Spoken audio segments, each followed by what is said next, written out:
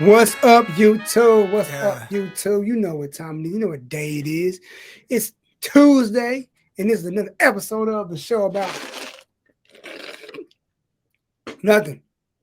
I'm your host, JunesEightyEIght. We back up in this thing. What's good, brother? What's good, my man? Man, let me tell you about my life. We had some of the wackiest weather here in the good old state of coastal Georgia this past week. Oh yeah, that was like something out of Resident Evil. I'm like, bro, what is? If you just sent that video with no context and just nothing and just titled it nothing, like I would. He looked like he was in what's that game, Silent Hill. Like dog, Yes, it gave Silent Hill vibes. it was. So, Yes, it was. long story short about what happened with me and why I was in the clouds. Um, Literally in the cloud. literally. No Matt Riddle. I see what you did there. Uh, we had a bit of a storm system roll through the area this past week. Wednesday or Thursday. I think it was Wednesday or Thursday, one of the two. We had one of the wackiest storms just not just come through the area out of the blue. And I'm talking about like we knew it was supposed to rain. Like checking the weather report, whatnot, we knew it was gonna rain. We knew it was gonna be stormy, but nothing could prepare us for what we got. Now I'm talking about like it looked like when I got to the house, it looked like it had snowed in the front yard and in the backyard because there was so much hail that had fallen. Right. There was trees that were snapped, and I mean clean snappage, trees on the road, trees on the floor, power lines were down. It was a doozy. And then the whole being in the clouds thing. I'm talking about there was a fog that was so thick. And I mean, I've driven through some fog. I've driven through morning fog and whatnot. And morning fog, it has its moments where like it's a little thick and then you can see through it and you get clear and then it is what it is. This one was to the point where like not even your brights, your headlights, not even the brights could pierce through and get you through. It was that thick. And the thing about this storm that I will remember the most is that as I'm driving home, now I'm coming from Savannah. I get the call that it was hailing and it was storming really badly where my peeps where my family was at. But where I'm at, nothing's going on. Like I'm not seeing no hail, like it's not storming as bad. So I'm like, I'm wondering what's going on. Right. But bro, as soon as I get close to town, traffic is backed up and I'm wondering what's going on. I get to the traffic light and like the lights are out, traffic is heavy, everything's backed up. Apparently we had a train that got stuck on the tracks because the storm was that bad. Whoa. Yes, a train got stuck on the tracks waiting for the storm to pass, and when it finally did or whatever, it started moving, but it was like slowly moving. So there was literally traffic was backed up from where the railroad tracks was at all the way to the intersection where I was at, and I got caught in that intersection. So I literally had to pull up as far as I could, like on the side of traffic where traffic normally is at, so I could let traffic behind me get moving. Got past, Sheesh. got past all that. As I'm driving home, the smell of pine trees is thick in the air. And I'm talking about like I thought it was like I thought it was like it's like when you have one of those air fresheners that you hang in your car and the wind the AC blows it and you get that scent. It was like that, but heavier, and it was everywhere because of all the trees, all the foliage, everything that was on the ground. Like it was heavy pine tree scent on the ground. There was trees snapped and busted. Like, bro, where I live at still, you could see where the storm really ran through it, the area. There are patches of like standing tree areas that you look and it's snapped branches, snapped trunks, all that. That's Like like they have been cleaning still to this day. that's like uh, before the pandemic happened.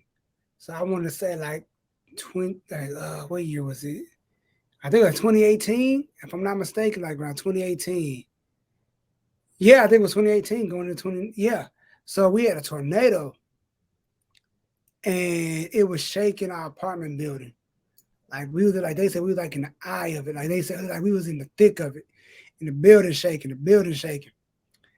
We go outside, the first responders came out, it was broken trees. It was just tree upon just I'm like, it was weird, like, yo, I ain't never seen nothing like that before. Bruh. And then I think it was like a day or two later, we had another storm roll through the area. I'm driving home, right? Yo, matter of fact, it was Saturday, I believe. Saturday, we had another storm roll through the area. So I'm driving home and it's raining, right? And I hit a patch where like it was raining heavy. You know how those puddles be on the road and people like to drive through the puddles and make a big old splashy wave on the side? Idiots, yeah, I know. Okay. Try having that happen to you while you're driving 45 miles per hour and the car beside you hits that puddle while you're driving right next to him.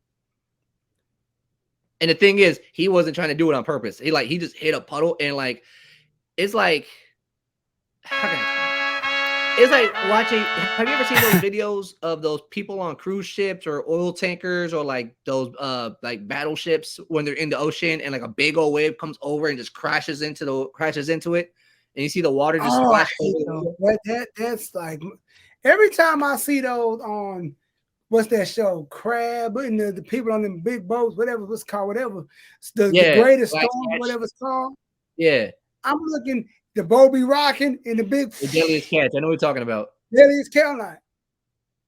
And at that moment, like, this may be you look at that like, well, it's been fun, y'all. That But yeah, wave crashed and everybody skip that, didn't we? but yeah, like dude, like that's what happened to me. Like I'm driving next to a Dodge Charger, and next thing you know, I just see this wall of water hit my windshield, and I'm just like, whoop, better go through it. And I brace, and I'm thinking like, if it hits me, I'm just gonna try and hold on and like not freak out. Cause like I knew it was raining something, I bet. And all of a sudden I just see like I see the charger, like it dipped and it kept on moving, and I just see this wall of water just and I'm just like, oh. Keep it together, don't panic, don't panic. And I was like, I've never had that happen before. I've never had that type of thing happen to me where like I'm driving and I get hit with a wall of water. But that was a first. This was like the saying April like spring like the saying April showers bring May flowers, right? Yep. Bro, we had them showers for we had showers. We had storms. Man, look, We that had enough to I think the flowers are gonna be fine. I remember 2007, the year I graduated. It rained for 3 months straight. It rained from May. It started raining in May. It did not stop till the end of January. I mean July. It did not. It rained. Dude, I've never seen so much rain in my life. Speaking of seeing a lot of things in our lives, the whole dating scene. You sent me a video, man. Oh yeah. So let's talk about it, bro. Yes, sir. So as I was working, as we were traveling, going from job to job this past weekend, I was, at work.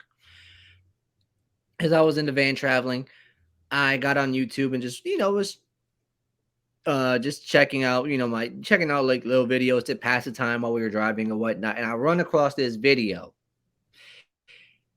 And it's a video from this channel called Poplitics. And it's basically it's more like it's more like politics, but it's meant to like be catchy and be more Witty. is tailored towards a younger audience. Okay. It makes it relatable. It's like politics and like culture and like pop culture and everything else in between. Right. So the host, so the host, she does this video about why 63% of men are not dating. Right. And it's 63% of men that are ages 18 to 29, Gen Z and millennials combined. 63%. It's a stark, this is a big percentage of guys who are not dating. And she names off several reasons. One of them was um that females, and she's basically speaking to the females about this, and she's basically like relating this to like, the whole dating scene for on a female side, being like, why is it impossible for me to find a good guy? Am I crazy? Is it me? Did I do something wrong? And she's like,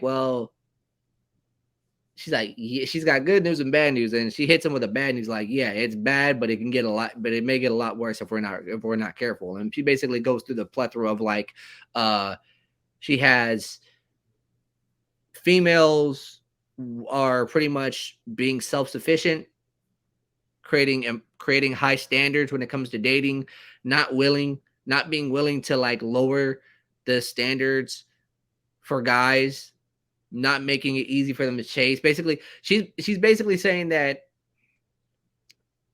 the way things have gotten in today's society, it's made men complacent enough and more comfortable enough to just for not even try dating, because to guys, they see it as an incredible risk more than a reward type thing.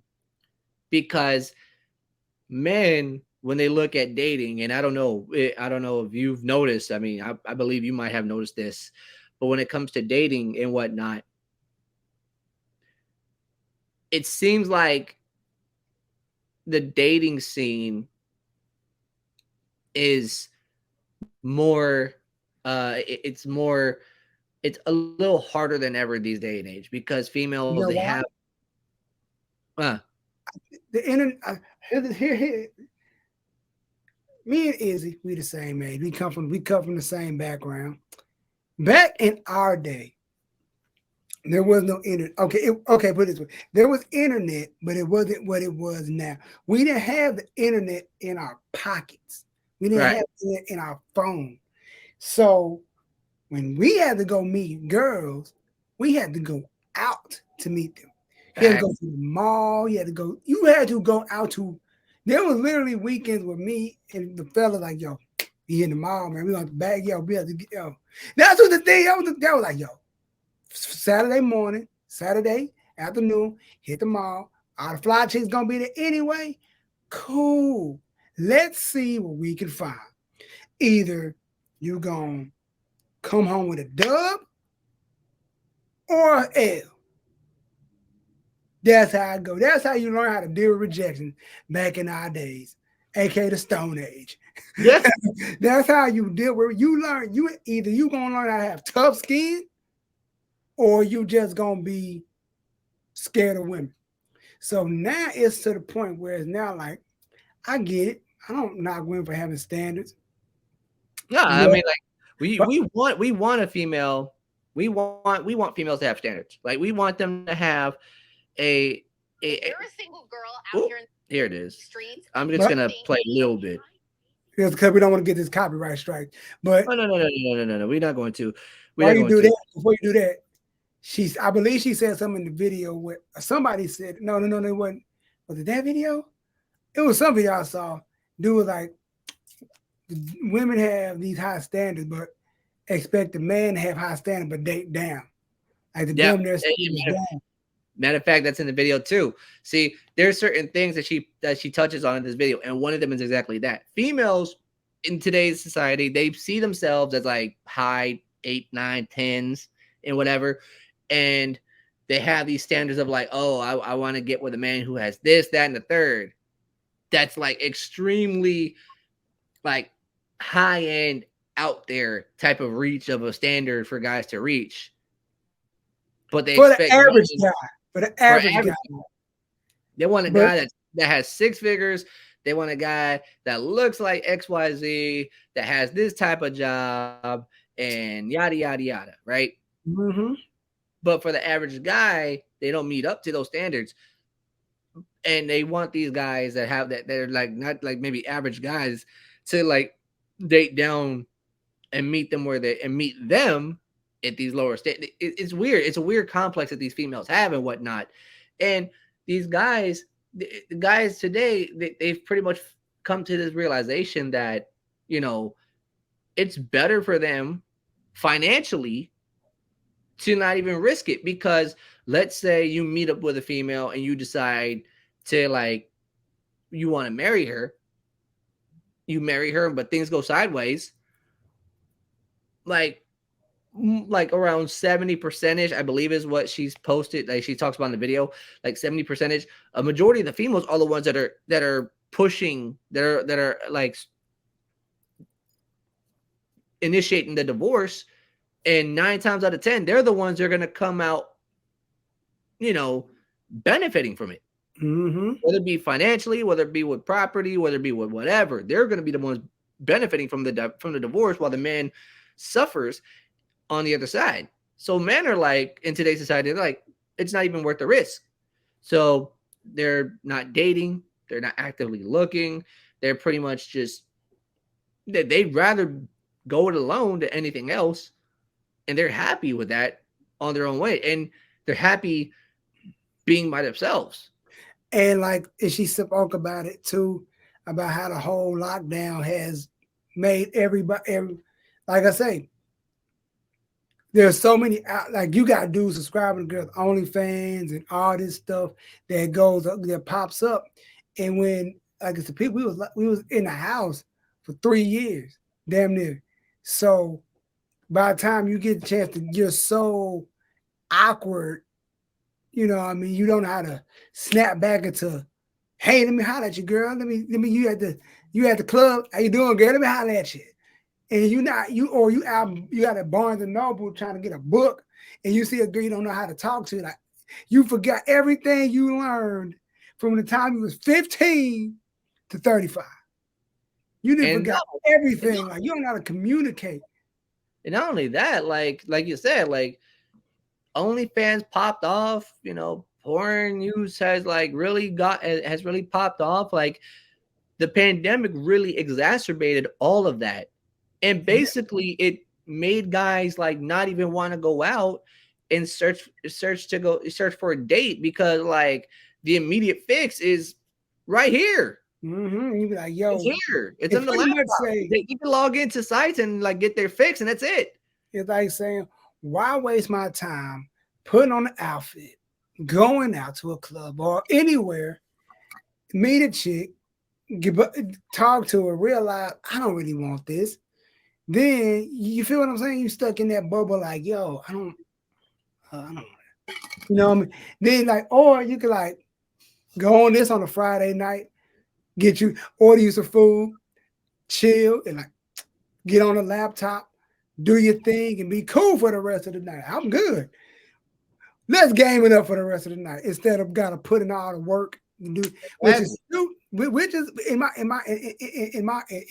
case, I feel like that's kind of stupid because ain't nothing like a female interaction. Ain't nothing like girl having a woman to talk to, not even on Exactly. the sexual tip, like even just exchanging ideas, or talking, a conversation, her presence, enjoying her company. Like it's like I feel like, but what makes it hard is I've had conversation like some cats are like they scared to make that initial step, and they're scared of the rejection part. Like, bruh, what are you afraid of? Like, dude, you've been doing this since how you was 15.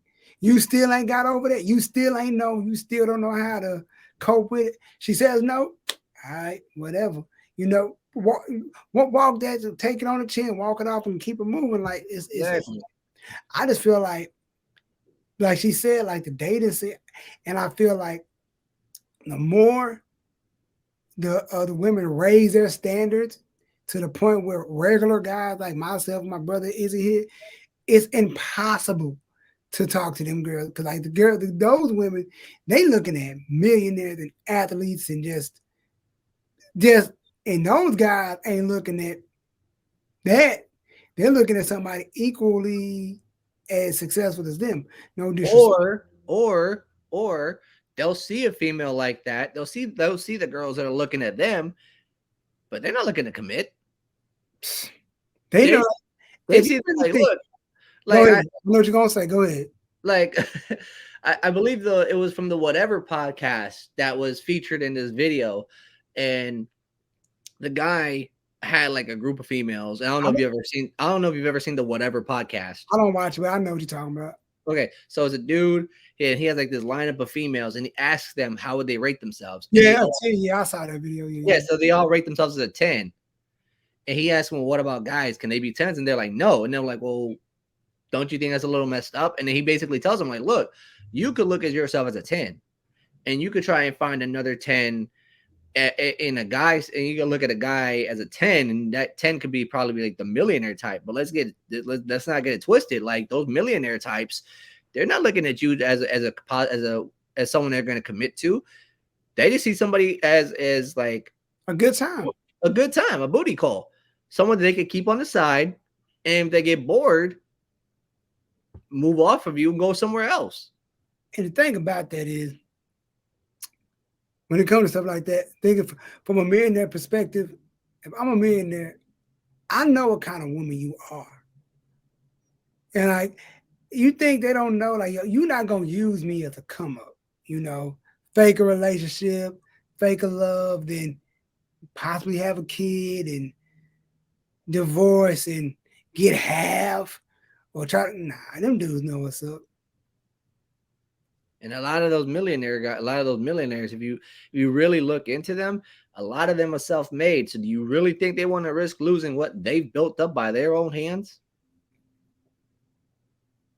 Like when you're self-made, and when you're self-made, you really take stock of everything that you have, and you calculate the risk of like, okay, is it worth getting with somebody and like building something with this person? Because Girl, if it's not worth the risk, then what's the point of even keeping that person around? Because 9 times out of 10, when it comes to that person or whatnot, like if things go sideways,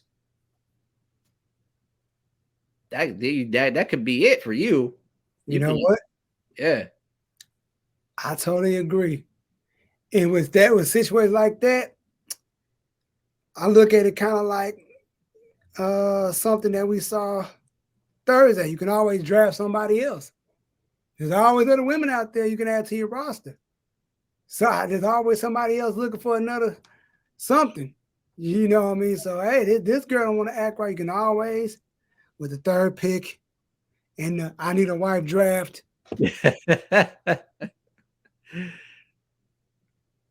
Johnny Smith picks Ashley Green, accountant at Bank of America. Stupid. What you think about that, though? That's probably that's I mean, I would really the draft. That's the direction you're going with.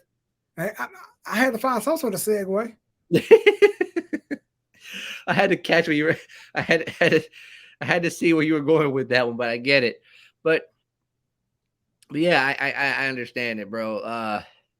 How can I say this, bro? Like, yeah, man. Before we jump into the whole draft talk, dude, like 63%, bro. But here's the thing, percent of men. But here's the thing with me and dating in this kind of topic.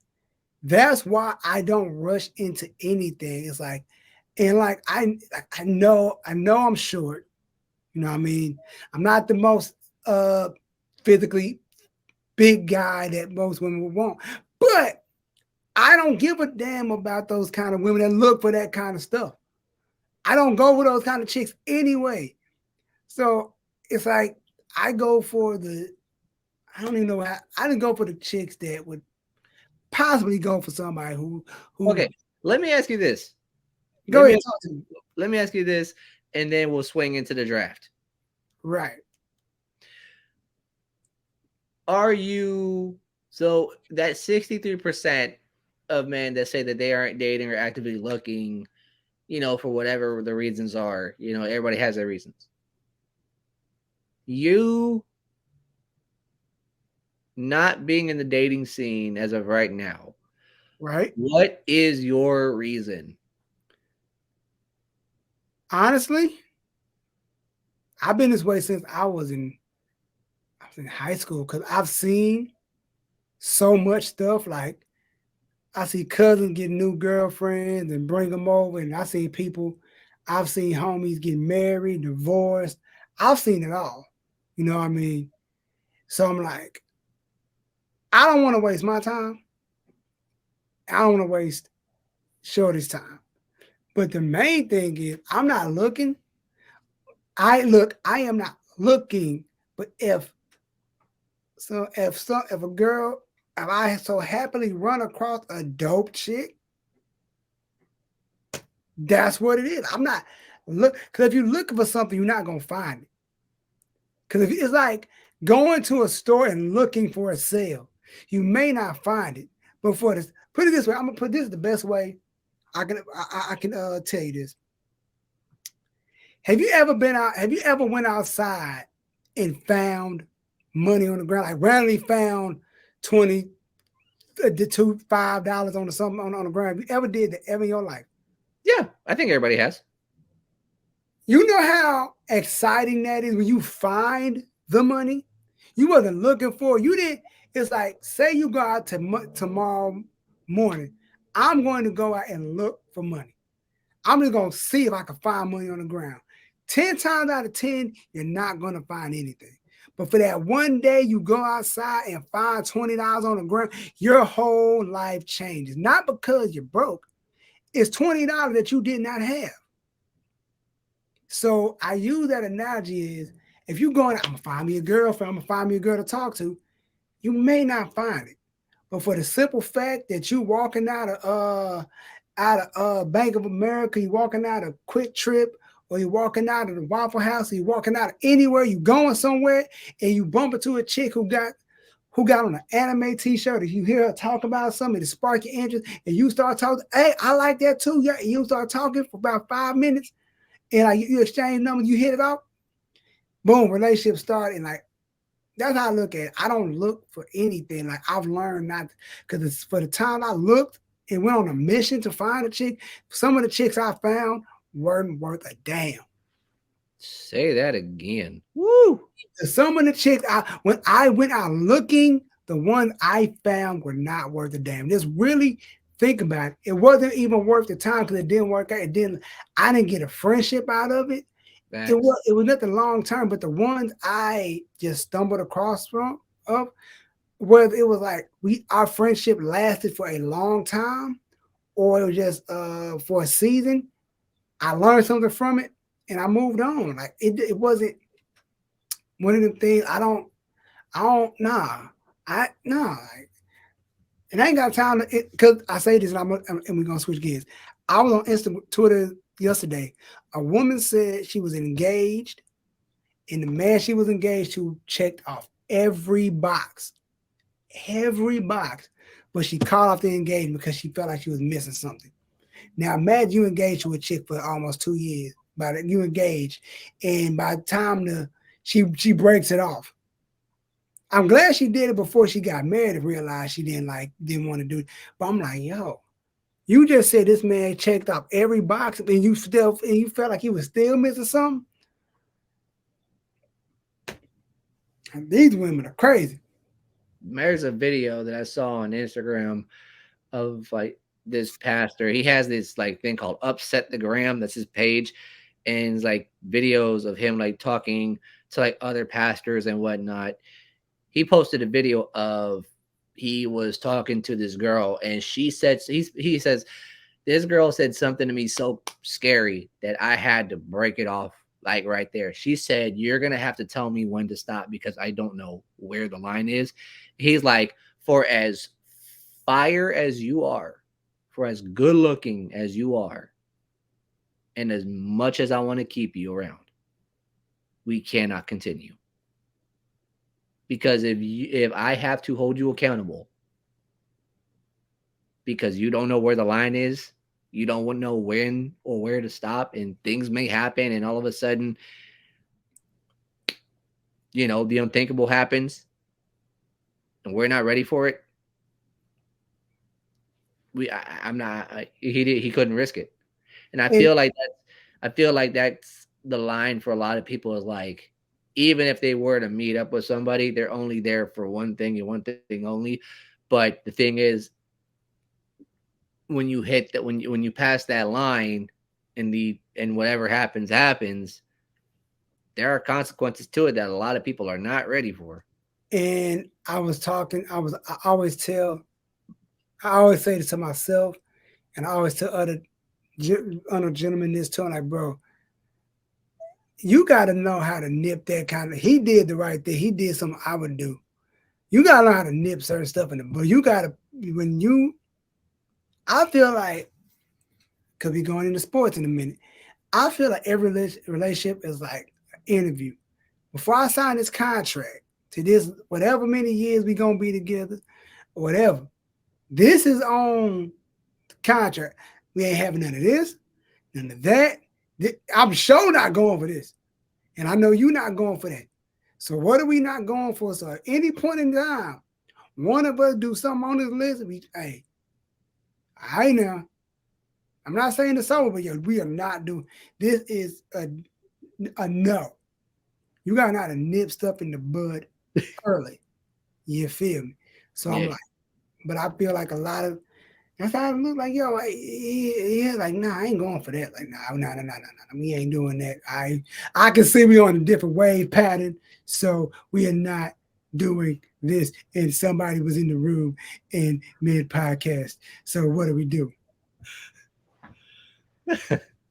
Don't worry about it, my boy. Hey, but you know what? Let's switch. Let's go ahead and switch some gears real quick. We talking about the draft, right? Oh yeah, Let's first and foremost, can I go ahead and say, uh, you look good in tiger stripes, buddy. I You know, look, but but it's only you look tiger stripes when good it's in tiger stripes, my boy. it's only tiger stripes when it's Kelly Green Yeah, in my yeah. thing. So We all that's know what happened. you jump ship. You jump ship. You didn't believe in CJ Stroud. You didn't I didn't believe believe in in your CJ Stroud. quarterback, sir. You I didn't believe. shame, No. shame, I didn't believe. shame, I did not believe in CJ Stroud. shame, shame him. What did I say in the last podcast? What did I say in the last episode? You did I said not it was a believe in CJ Elijah Stroud Jr., sir. I said it was a toss up between the two. And I said consensus said Bryce Young. So I went with the consensus. You went with the Ohio State boy because OHIO, we already know. But in the end, who called it? No, you didn't call it. I Yeah, you did. did. I Oh, said Bryce Young was going to go first overall. You said CJ Stroud. And guess what? I was right. You was wrong. You are rocking tiger stripes. And I must say, you look pretty darn good with the tiger stripes. Dude, Joe Burrow and company, we waiting over here for you. L no. ELL. L no. But speaking of your Philadelphia Eagles, We won the draft. I'm just saying we won the draft. what, We the Philadelphia Bulldogs. The I don't, Philadelphia Eagle Dogs. I That's don't, it is. Hashtag Philadelphia Eagle Dogs. I don't understand it. I don't like, bro. Like how many Georgia Bulldogs did you guys pick up in the draft? And not only that, not only in the draft, but you guys traded for one too. Mm-hmm. DeAndre Swift gets traded from the Detroit Lions to the Philadelphia Eagles. Howie Roseman said, let's run that back. I'm like, people was really pushing for Bijan, and I thought we was gonna get him. I was like, I ain't gonna lie, I thought because the way Howie was stacking up the defense and filling in all the areas, like, all right, we may get him, but then we got Swift. Like, you know what? I see why we didn't get him. Because people like, man, running back lifespan ain't that long in the NFL anyway. So I can see y'all going. But still, I'm like, gosh, dang, like, But hey, Atlanta looked at Bijan Robinson and was like, we could use that guy. We'll pick him 8th. look at all that. Look at all that. That's just I ridiculous. don't understand it. How he wrote you know what I think it is? I think the University of Georgia and Philadelphia Eagles, they got on the phone with each other and they were like, hey, look, let's just make an exclusive deal that majority of our guys are going to come to you. And I feel like before I said this on Instagram, people really was rocking with me on this. If the city of Philadelphia does not make a food item called the Philly dog, y'all have missed out on the Philly dog. Y'all missed out. Y'all missing a prime opportunity. You know, you got a chili dog, get the same thing, but it's a Philly cheesesteak on top of a hot dog. A Philly cheesesteak on top of a hot dog. That may not sit good on your stomach, and I hope you're going home after you eat that joint, but I'm all for it. Well, let's go ahead. Speaking of your Philadelphia Eagle dog, whatever you want to call it. Eagles. There you go, Philadelphia Eagle dog. Okay, so according to NFL Dov Kleiman, some NFL executives around the league are getting quote unquote annoyed with how much praise the Eagles' Howie Roseman has been receiving during the draft. You know what I got to say about that? Talk. If you don't like it, you do it. What's the concept of sports? To win, right? Yep. You want to win. So if my GM does all the moves, and if you don't want this man to win, don't trade picks with him. Because he traded up to get Noel Smith. He went from the 20 what was it? He moved up to get that pick. He was making moves, he was making trades. So if you're doing all the proper things, if this is anybody else, come on now. Nobody else is in the thing. I mean, Atlanta made some trades. Like, they were making moves. There was teams, Houston was making moves, but it's the amount of moves that Howie Roseman made that got people like, don't be mad. You didn't do it. I can't be mad if I go into a store and I get a Nintendo Switch and this man get a PlayStation 5, and I'm mad he got the PlayStation 5. I should have got it. You feel me? Like, how you mad if you had? It's like if you got an opportunity to get something, or like it's like trading. You're trading up or trading back or whatever. If I'm trading up, that's like if I'm in a line to get some Jordans, and I let Izzy get in front of me, and he gets the last pair. Whose fault is that? Whose fault is that? Why did I let him get in front of me knowing that I'm going to go up there, I'm going to let him get in front of me because there's probably hoping like there's like a size 9.5 is up there. He get the last size 9.5. Whose fault is that? That's my fault. I can't be mad because he secured the bag and he threw me like, yo, here's an extra 200. Let me get in front of you. All right, go ahead. And he get the last pair. That's my fault. Now I gotta go see if I can find a reseller to get the damn. Come on now. Only thing that will make this, I ain't even gonna. How he makes moves. He makes moves. That's all I'm saying. He made moves. The Bengals did too. Now, the one thing I noticed about the Bengals, and I was following along with like the draft, Bengals Twitter, whatnot, and there was a couple of guys that people really, really, really wanted, but I looked at the draft and I saw who they picked up, and it was two things that I noticed about this draft. Speed and versatility was the name of the game for the Bengals. Right. Check this out. These are some of the guys they picked up. Right? You got one of the corners that they picked up, DJ Turner, in the draft. His 40 time, 4.26. A 4.26 40-yard dash. And with this secondary in the back, this is who he's rolling with. Dax Hill, Cam Taylor-Britt, both running a 4.38. Tyson Anderson, a 4.36.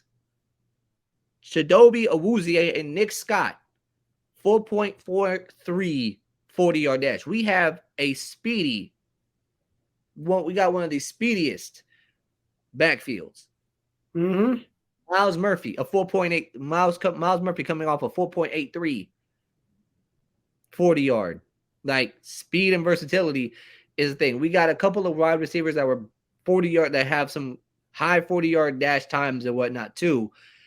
Consistent ball catchers. So speed and versatility was something that I noticed as well and whatnot. And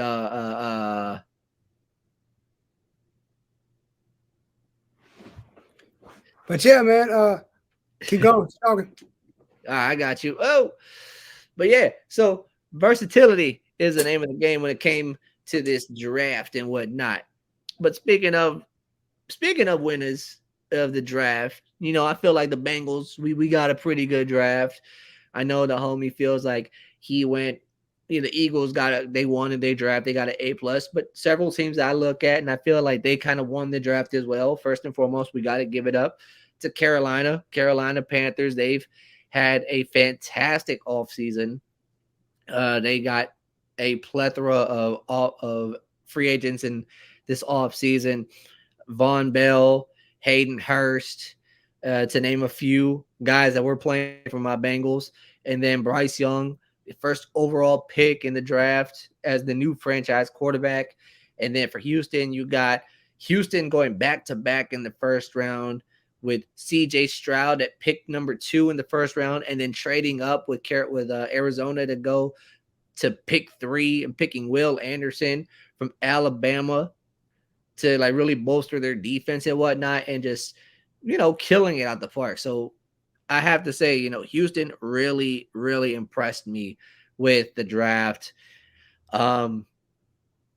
This NFL offseason has been a fun one to watch. We had the official trade happen with Aaron Rodgers, and now he's in New York. He's training with Alan Lazard. He's training with Garrett Wilson at the facility at One Jets Drive in New York now, getting to work and whatnot. So I expect a lot of things happening this season. A lot of teams that I guess you could say we were sleeping on, or teams that we didn't really think were going to make some moves, could really be needle pushers. Sorry about that, family. Yeah, go ahead. I heard you say something about my team. What you were saying about my team A+? I heard that.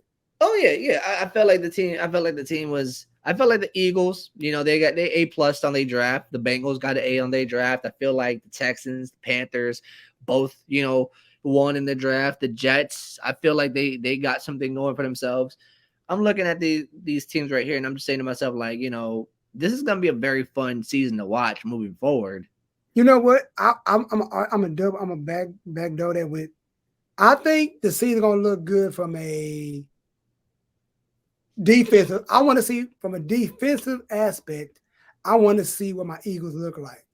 I already know what we look like offensively. Same thing here on my offensive side of the ball. Like, I know what the Bengals look like is just defense, because I know we lost a couple. I want to see an O-line. I still feel like they don't protect Joey enough. I mean, for the most part, the offensive line held together, and I'm going to continue to say this. It took a little bit of time for them to gel, because remember, Joe had the appendectomy, so he wasn't an appendectomy. Damn, that's a word right there. That sounds like you said that 3 times. Somebody someone gonna come from out the toilet on you. That's what. So basically, it's when your appendix is about to rupture and they take it out. Right.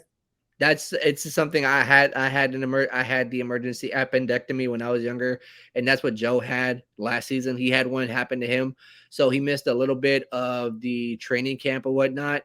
So he wasn't able to really train and practice and build that chemistry with the O line like he wanted to, and that's why I feel like the offensive line struggled in the first bit of the season. But if you noticed, throughout the rest of the year, everybody like really picked up the pace and they were blocking, creating holes, creating the clean pocket for Joe to really work behind. He didn't get sacked as much. But when you had Lael Collins go down with a knee injury, Alex Kappa went down with the twisted sprained ankle injury. Jonah Williams went down with the knee injury. Like it really hindered them going into the playoffs. Like, granted, they were able to hold. They barely escaped Baltimore in the wild card round at home in Cincinnati. They handled their business versus Buffalo, but that was without Von Miller because had Buffalo had Von Miller on the defensive line, then that we might be looking at a different story. But because they didn't have that good of a pass rush, Joe was able to really cook that secondary the way that he was able to. And you know, um, the Chiefs, they came to play. They were able to get to the backfield. They were able to get to Joe. They were able to disrupt the passing game. So that's what really did it for us. Granted, we only lost by 3 in the AFC Championship game, but the offensive line was definitely a point where, like, had our key guys not gotten hurt, then we possibly could have been looking at another Super Bowl run, but it is what it is. So you had a guy like Orlando Brown Jr., a Super Bowl champion left tackle from the Kansas City Chiefs, who just won with the Chiefs another Super Bowl. You add him to the mix to this lineup. You got Kappa and Karras, and you got Cordell Volson, rookie offensive tackle, all rookie NFL tackle. You got Lael Collins coming back strong, and you pretty much have every piece of your offensive line coming back healthy again. And Joe's now going to be able to work with him. I don't think that the line is going to be an issue like it was last year, but anything can happen. But what I will say is the defense is what I'm very interested in. I want to see what this defense is going to look like, secondary wise. Our front 7, I believe, is going to be even quicker. That's the one thing that our defensive line was struggling with, is like we could create pressure, we could stuff the run and all that. It's just we weren't able to get to the quarterback at times. And the game versus the Chiefs, we saw that Patrick Mahomes was hobbled, yet he was still able to make plays. As an Eagles fan, seeing my team, we was getting 7 sacks a game last season. To not get 0, y'all got held to 0 sacks. You got held to 0 sacks. We got nothing. I'm like, so now, and I know a lot of people gonna like try to clown it, like, dog, I thought Eagles, y'all got it. How many years? So I put this one: when people say a team get exposed, what does that say about you? Think about that. So if we was getting 7 sacks a game against every team we played, what did that say about the team we played? Think about that. That means your offensive line is ass. We were just better that day. The Kansas City, they O-line held up. No excuses. They did what they were supposed to do.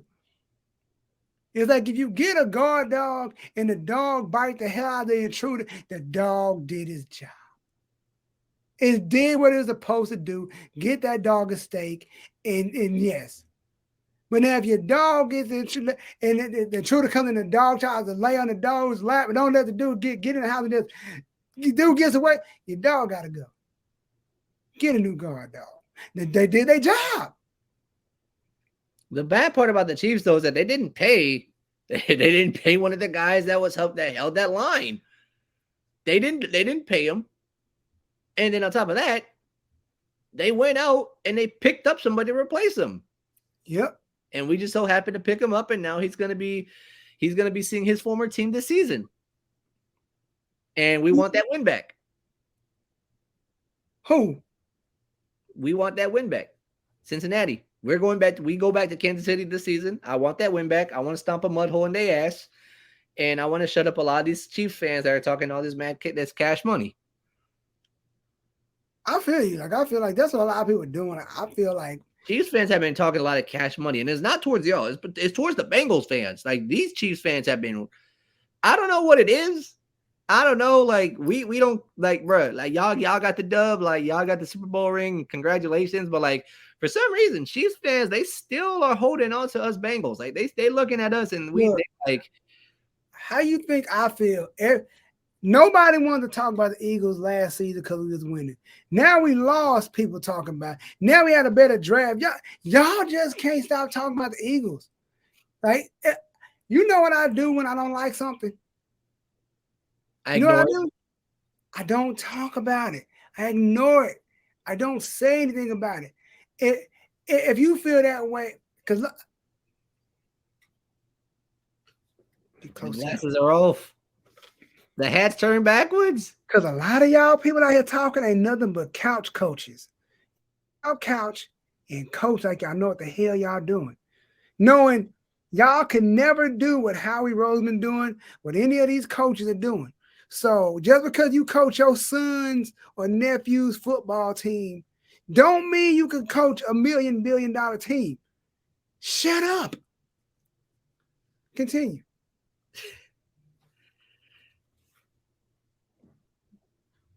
That's all I gotta say about that. Gonna talk about I don't talk about the Bengals. I don't talk about no team that's making moves. I don't talk about the teams that's not making moves. You want to know who I am talking about though?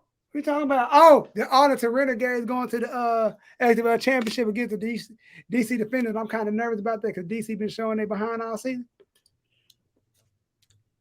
I mean, yeah. We could talk about that, or we could talk about, hey, what do you say? That's Seattle Kraken hockey, baby. I mean, oh my goodness.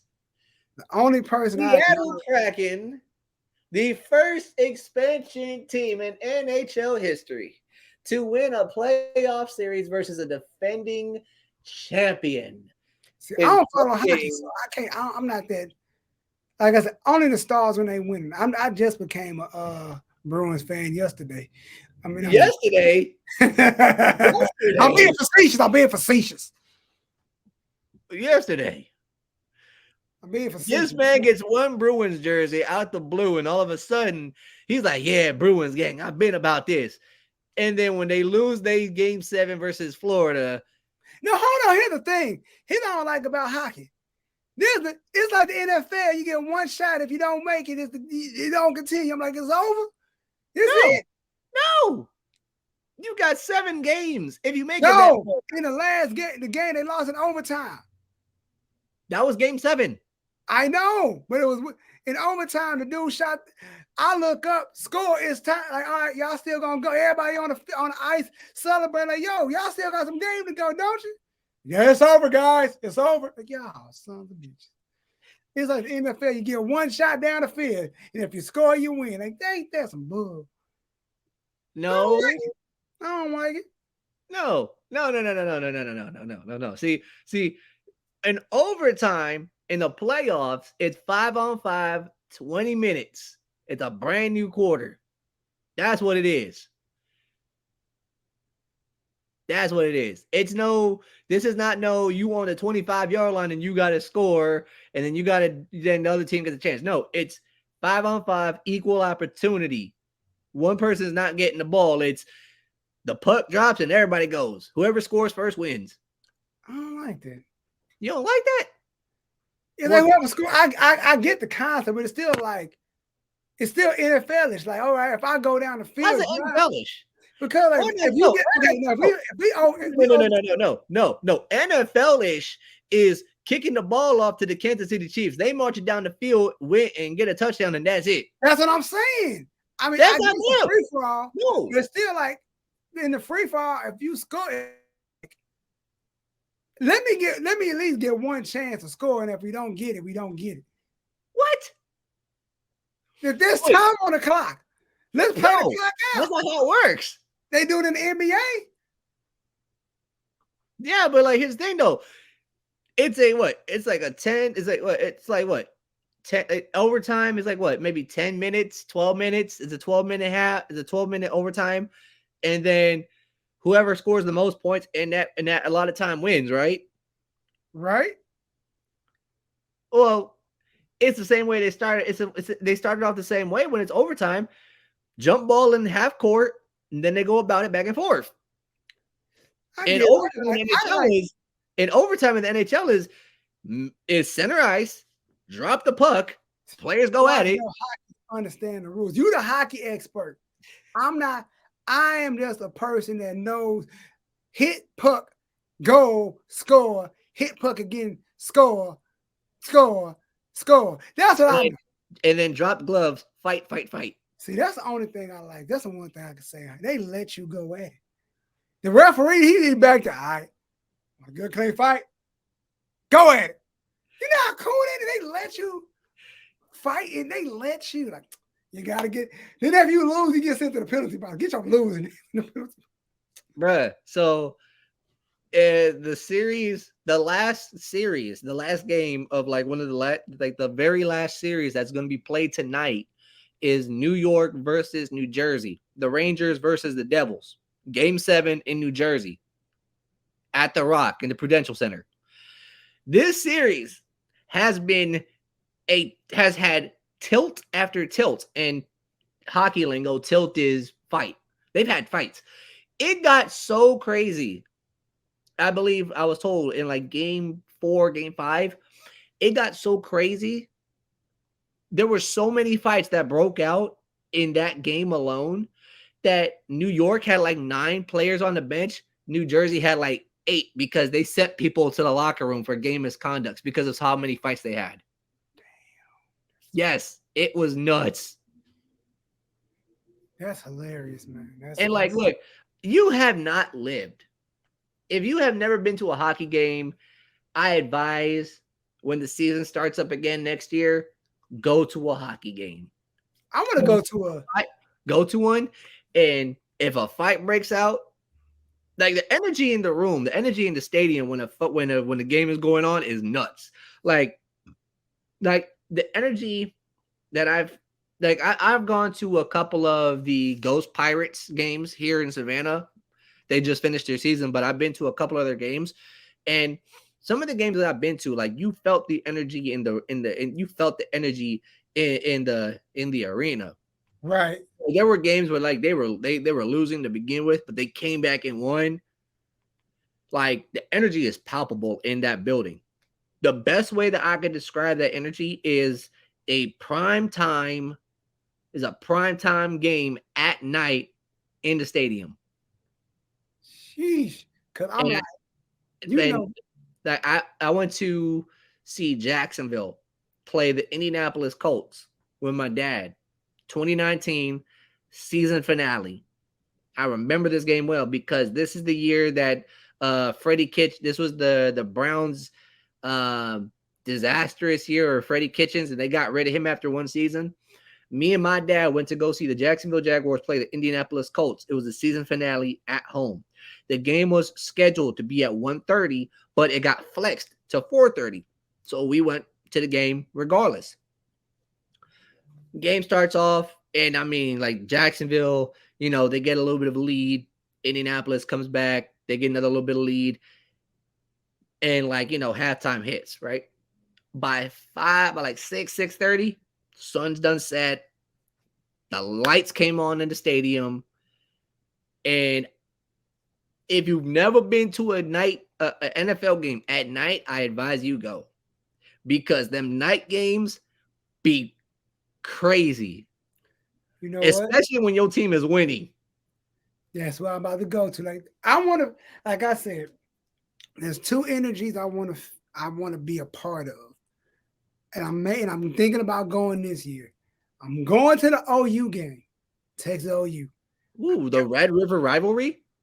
I've I was telling some friends at a crawfish, well, I wouldn't say they friends, I know them a little bit, at a crawfish bowl. I was like, yo, ever since I was a freshman in high school, I wanted to go. My mother would not allow me to go because she would say all those people do at those games is fight. I'm like, mother, I have on burnt orange with the longhorn on my chest. I'm good. If you got the colors on, you're good. Ain't OU fan run up, you gonna probably have some Longhorn fans got your back because they hate them as much as they hate us. So you got teammates, you got people. There's gonna be some drunk, rowdy people that want to fight anyway. All right, cool. All right, let's get it. But it's like the team up north game. I want to go to that, but it's cold. Ain't nobody want to be in a negative. Nobody talking about you. Shut your ass up. Anyway, we ignoring you. But anyway, people, team up north was Ohio State. That's a cold game. Nobody, you see, he trying to, ain't nobody talking about him right now. You know what I'm saying? We up here. He only like the law. He only like Oklahoma because of Baker Mayfield. Boo this man. But Oh, wow. Wow. like I said, Yeah, but I'll rather damn straight. Boomer Sooner. hook him hard, shout. But I'm telling you, the team up north game, I'd be damned if I go to Ann Arbor and be cold and losing. That's a different kind of energy in there when you're losing and you got the people looking at you funny, pointing their finger at you. You gotta swing. I'm not a violent person. I don't do that kind of stuff. That's other people. We don't do that over here, brother. But I'm just saying when you win it and it's cold and the energy is great, it's like it's no better feeling. But I've never been to an NFL game, ever, college or NFL game. Bro, like I've been to Because a them tickets are sky high. bro, I've been to a Falcons preseason, and I've been to 4 Jacksonville Jaguars games, one like regular season, and then one. No, I lied. I've been to 5 Jacksonville games. 4 of them with my dad. Went to see the Colts. We got to see the Jaguars play the Colts twice. We got to see them play the Texans. And we got to see them play the Buccaneers. And then I went to go see them play the 49ers. And the 49ers, bro, 49er fans run deep. They run so deep. Like, bro, when I tell you, like, I've seen pictures and like TV broadcasts of like 49er fans taking over stadiums. When I tell you, I went to see the Jaguars play the 49ers like last year and a half ago. Bruh, that entire stadium, like 75%, was pure crimson. Like on one half of the stadium alone was straight red. What do you think Philly gonna look like this year?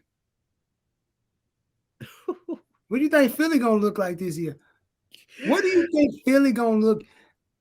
You know how many Georgia fans are going to be Eagles fans? But hey, look, so like you said, like you kind of said to me, said by me, Oklahoma, Baker Mayfield and whatnot. Right. This man, Oklahoma is so like down for their people that they will join ship with any team that their boys run with. And I'm talking about like, with Baker joining the Buccaneers fans have like their fan bases with like, yeah, it's nuts. It is nuts. And you saying that about Georgia fans? Look, I ain't never seen. Get ready for it. Hey, I'm gonna tell you this. Get ready for that. I'm like, and like I say this, like I said, I never really had a chance to do it, but I'm going to do it with 2 jerseys. I ain't gonna say what the other ones are because they're throwbacks. I'll say it off camera, but I'm getting a Jalen Carter Eagle jersey and I'm getting his college jersey. I gotta have both. I have to have both. I cannot just have one. I will not, and whatever team Zeke goes to, I will get that jersey. I'd be damned if I get a Cowboy jersey. I'd be damned. I'd be damned. No, as big as a fan of Zeke, I cannot allow that kind of energy in my house. That's like me when I heard the reports that Baker Mayfield got offered a contract to the Ravens. I was like, had he said yes, I couldn't pull myself to even grab that jersey because that's asinine. Like I have no. Like Lamar Jackson. I'm gonna say this about like Lamar Jackson. I'm happy that man got paid. That man got the bag, and I'm happy he did. Had he gone elsewhere, I would have copped his jersey. But since he's with Baltimore, can't do it. Like I said, and I'm not even a Georgia fan. I just gotta do it just to do it. I'm like, dude, I gotta. If I get one, you gotta, because you never know when you may meet these people, and you want to get an autograph, and if I could get both and hang, then I get to hang it on the wall, because this wall going whenever I move this is I'm framing stuff. You know what I mean? So that's what I'm saying though. Like, dude, when it comes to those type of jerseys, the ones you're talking about, like getting it signed by players or whatever, man, you just don't hang that on the wall so it can collect dust. You got to frame that thing up. So it's like that's what I always say. It's tough. Like if I saw Zeke tomorrow and I got the jersey on, hey, so I would be like, I can't. I tell him like, bro, I love you, but I don't rock with the thank you for the autograph, but I just can't. Now if you gift me one, you know what I mean? I'm blessed enough to get famous enough to get blessed with one and give me, yo, cool. But as far as me spending my money on buying one, that's your goddamn money. You ain't get my money. Any other team, I don't even have no issue with Georgia. They cool them out in the SEC. I'm over in the Big Ten. I ain't got no smoke with y'all. Cool. But hey. Wait, is Texas still big? Texas Big 12, but they going to SEC as well. Where they going? I know Oklahoma's going SEC now. No, that's USC coming to the Big Ten. I don't understand that. That's going. They about to get annihilated. I don't understand how that works. USC is going to the Big Ten? Go to the Big Ten. How? I don't know, but how? Dude, look at the teams. Look at the teams in the Big Ten. Look at it. Okay, we're running long, but I got to get this off my chest real quick, and then we're gonna end it here. Look at the teams in the Big Ten: Michigan, Ohio State. You said the name, damn. You know he's serious. Michigan State, Ohio State, Penn State, Illinois, Iowa, Purdue, Rutgers. Like, I ain't gonna lie, Rutgers got some cool helmets. I ain't gonna lie, I like the helmet. The helmets are kind of cool. Maryland, like all these teams that I'm naming are in the Midwest to Northeast. Like they're in a general vicinity of each other. Like they're all like within a general vicinity with each other. Like they're all within traveling distance with each other. Even Minnesota, the Golden Gophers, they're in that as well. Like let's look at the Big 12. You got Colorado, Texas, Texas A&M. No, A&M is in SEC. Crap. Texas Tech, Iowa State, Kansas State. Like every team is in the vicinity. Like they're all close to each other. They're all within traveling distance of each other. Where does USC fit in this? Where? They're in California. They are in Los Angeles, California. Can we acknowledge something though?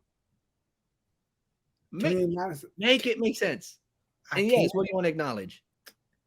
USC It's a West Coast team.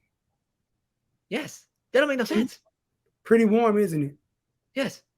Imagine USC and Ohio State in the dead of November And at USC the shoe in November. USC goes to the big house, Michigan Stadium, Ann Arbor, in December. They go to Happy Valley in Penn State for a whiteout night. Dude, I'm talking about November. Bro, what do you think Not we're talking about? August, September. Bro, I'm we're talking about talking like close to like where it's about to snow or it's already snowing. dog, I don't know when Them this is boys gonna not go. ready. I don't know when this is gonna go into effect. Hold up. Okay, Please hold up. check it. But I'm on a spot check right now. Give me a second. because while you doing that, I'm like, dude, you better hope you play like the first few weeks. Cause if you no, because you still gonna have to play somebody in the cold. Cause if you cut like dog, Michigan, Okay, hold up. Michigan State. So okay, so the USC, so crosstown rivals USC and UCLA both announced in the summer of 2022 that they will leave the Pac-12 conference for the Big Ten on August 2nd, 2024. Black, let me talk to you. Can I talk to you real quick? Oh yeah. As much as it pains us to say, probably more me than Izzy, to say the name Michigan, dog. Both the Ann Arbor and the shoe are on the water, right? Yes. They're on they're like literally on they're literally well actually no, they're not. No. Columbus is like more inland. It's more inland. It's more like the southeast corner of Ohio. It's like right towards the middle of the state. So it's not by the water. It's not by the water. I think Ann Arbor is though. Ann Dude, Arbor might be close to the water. Might be just close. imagine November. Uh, it's a cold November morning, 11 o'clock. That's when the game start kicking off. It's gray. It's a chance of it's gonna snow, and it's 30 degrees, and the temperature is dropping. So real quick, before we continue on with that, Oklahoma and Texas, they will be joining the SEC in 2024 as well. Okay. So USC and UCLA to the Big Ten, Oklahoma, Texas to the SEC in 2024. Look, let me tell you. I feel sorry for any. So it's just USC and LSU. I mean USC and UCLA. Right? USC, University of Southern California, Those not are the South only Carolina. two. Huh? Those are the only two leaving. Yeah, Southern California, USC, and UCLA are So going to the Big Ten. I feel sorry for them because they ain't. You better hope you got more. You better play. You better hope you playing them at home because if they gonna do y'all dirty, they gonna make y'all play like dead. No, I'm not from the East Coast. I mean, I'm not from there. I'm not from. I'm not a northerner. Okay, hold up. So these are the teams. This is the Big 12. This is the Big 10 teams. Here, this is who USC and UCLA are going to be dealing with. Ohio State, Michigan, Penn State, Purdue, Nebraska, Wisconsin, Northwestern, Michigan State, Rutgers, Iowa, Minnesota, Maryland, Illinois, and Indiana.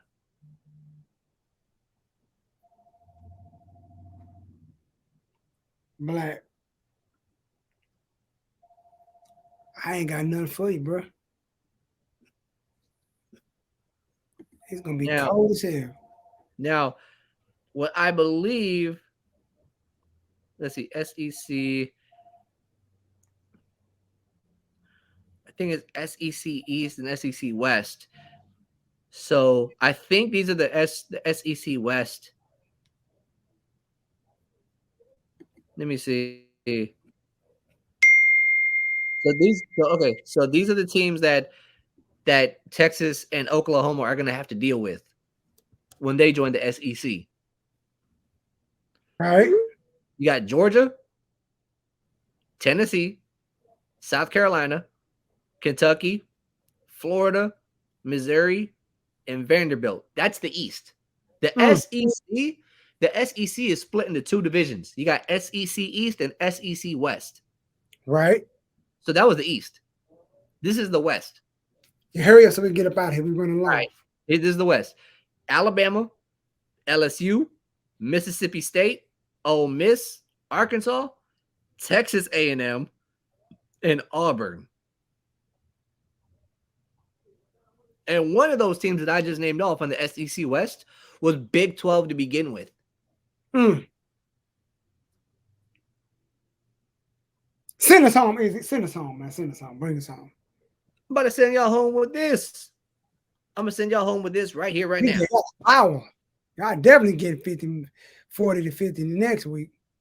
Oh, yeah. We gave you a lot this week. We had to talk about it. But I'm going to go ahead and cap it off with this right here. That's cracking hockey. Philadelphia got to deal with UGA. You can't tell me otherwise. Cincinnati got a little more speedy. And it don't matter what anybody says. It will always be Mavs and Foe. Damn right. And savory grits too. This has been a show about nothing. I'm your host, Pause. Sweet JunesEightyEIght. savory grits. What?